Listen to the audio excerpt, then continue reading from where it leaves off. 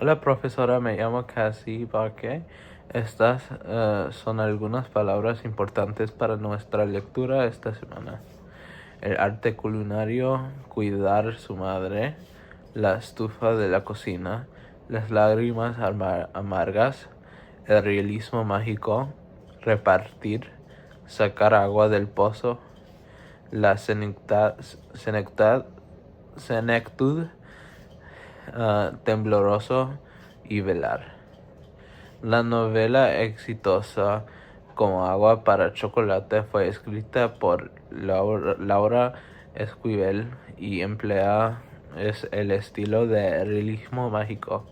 Este libro eleva el arte culinario a un nivel simbólico y sirve para interpretar las emociones muy fuertes generadas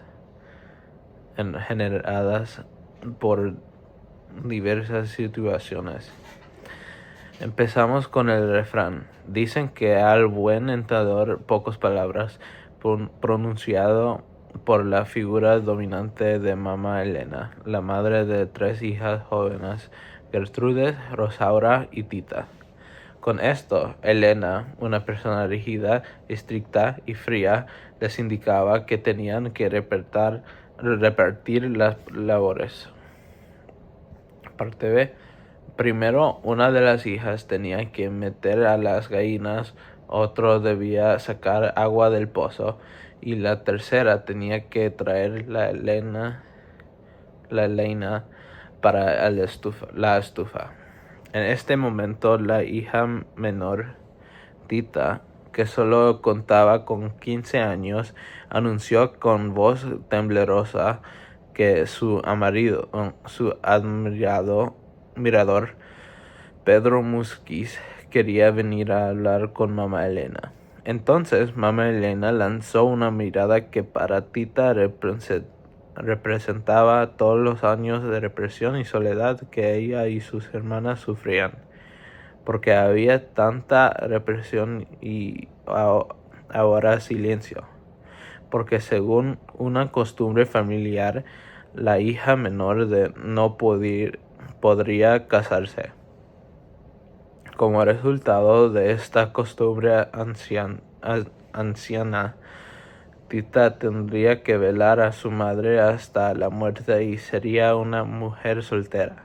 Su destino parecía caerle como plomo. Hasta la próxima parte, profesora. Okay, so here's the next part.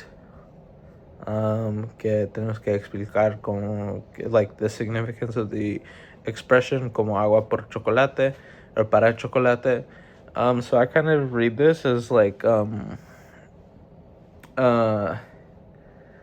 little bit like a subversion because it's like water for chocolate.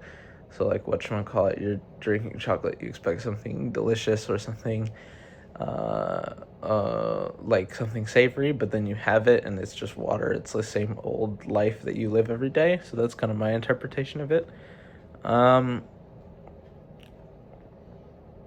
And I mean, you can see that with like Tita, how she thinks that things might change with Pedro and everything, but then Mama Elena quickly shoots her down. So yeah. And then 12, we're interpreting the al buen entendedor, pocas palabras. So this is trying to say pretty much that with the right listener, they will listen by not speaking any words at all, so pretty much just not talking back to her, which tells you a lot about their relationship, where they aren't expected to talk back to her and just be sort of silent. And then 13 is to describe the el realismo mágico, and that's sort of like the more magical and or the magical things mixed in with the realistic things, like when Tita tells Mama Elena about Pedro, is that she throws her a look that signifies all the repression and everything of all the past, like all their lives and everything, which is like it's not literally happening, but it is sort of happening figuratively throughout the story. So that's also one of them. Number 14.